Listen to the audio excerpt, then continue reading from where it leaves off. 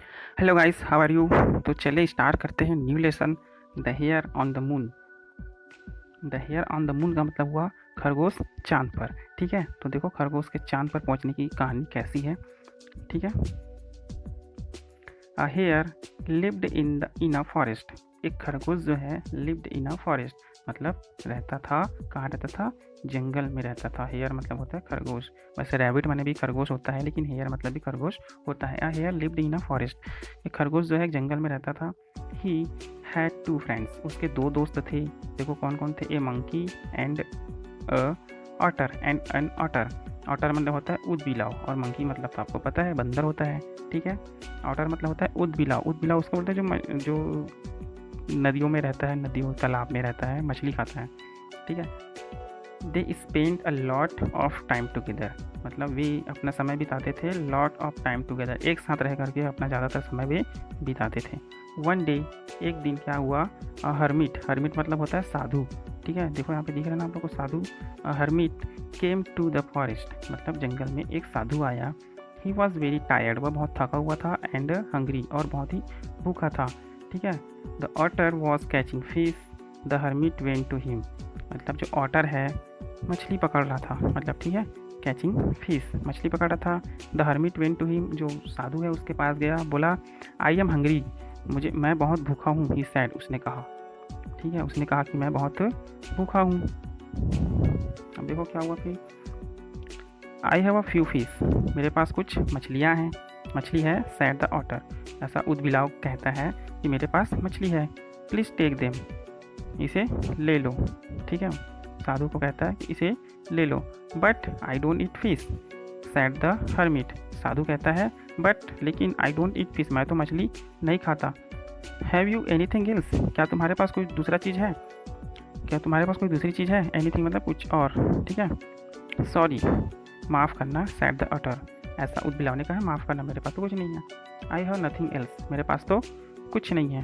Nothing मतलब कुछ नहीं। The monkey was eating nuts, और उस समय बंदर जो है क्या खा रहा था, नट्स खा रहा था। नट्स मतलब अखरोट। ठीक है। The hermit went to him, जो साधु है उसके पास गया। आई एम हंग्री, मैं बहुत भूखा हूँ, सैड द हर्मिट। ऐसा साधु ने कहा।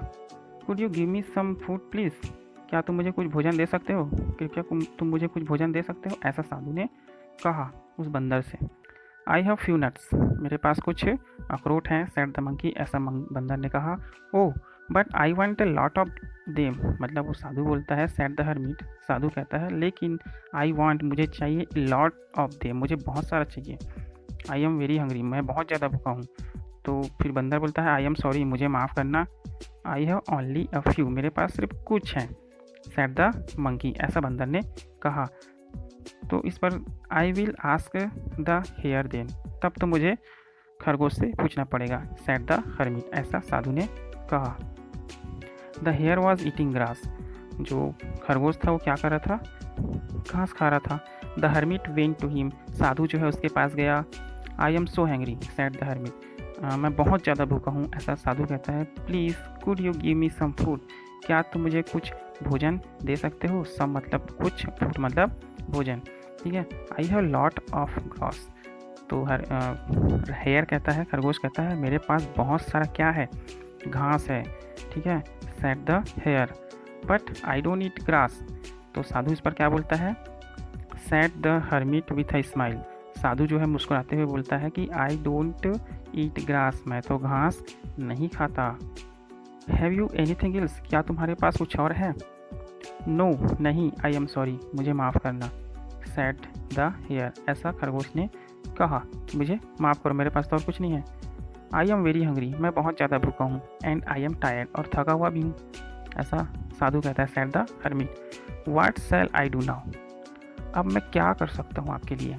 ऐसा खरगोश सोचने लगा, वाट शैल आई डू नाउ, अब मैं क्या करूँ। The hare thought for a minute, जो खरगोश है कुछ मिनट के लिए सोचने लगा। ठीक है। थाउट मतलब होता है सोचना। वेट, ही सैड, उसने कहा, प्लीज़ डोंट गो अवे, मतलब कहीं जाइएगा मत, ऐसा बोल करके बोला खरगोश ने। ठीक है, उसे रुको, कहीं जाना मत। The hare brought some wood, अब खरगोश ने क्या लाया, कुछ लकड़ियाँ लाया। ठीक है, वुड मतलब लकड़ियाँ। ही स्ट्रक मतलब रगड़ा, क्या रगड़ा, टू स्टोन, दो पत्थरों को आपस में रगड़ा, टुगेदर मतलब एक साथ, दो पत्थरों को एक साथ रगड़ा, एंड मेड अ फायर, और उस लकड़ी में आग लगा दी। ठीक है, यू कैन ईट मी, और क्या बोला, मुझे आप मुझे खा सकते हैं, ही सैड, ऐसा कहा, and jumped into the fire, और कहाँ कूद दिया वह, जंप मतलब कूद दिया, और फायर मतलब आग, और आग में उसने छलांग लगा दी। But the fire did not burn him, लेकिन जो आग है उसने उसे नहीं जलाया। ही लुकड आउट, अब उस जहाँ पे उसने जंप किया था उससे बाहर झाँक कर देखता है, बट लेकिन the hermit was not there, लेकिन जो साधु था वो तो वहाँ पर था ही नहीं। ठीक है, मतलब कहने का मतलब खरगोश उस आग में जंप कर दिया लेकिन वो आग में जला नहीं, पर जब बाहर देखता है तो वो साधु वहाँ पर नहीं था।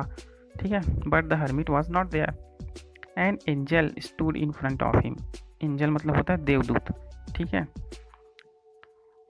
Stood in front of him, उसके सामने एक देवदूत खड़ा था, एंजल। देखो, ही टुक द हेयर, उसने खरगोश को उठाया, इन हिज आर्म्स, अपनी भुजाओं में उठाया, एंड फ्लेव अप, और उड़ गया। He put him on the moon, उसे वह चांद पर लेकर चला गया। He put him on the moon मतलब इधर से उसने उसे चांद पर रख दिया। ठीक है, look up at the moon, look up at the moon, अब चांद को देखिए, you can still see the hare on it, आप आज भी उस खरगोश को चांद पर देख सकते हैं, ऐसा कहा जा रहा है। मतलब चांद पर देखिएगा, क्या आपको दिखता है अभी भी। ठीक है, देखो यहाँ पर। ठीक है, तो इस प्रकार यह कहानी समाप्त हुई।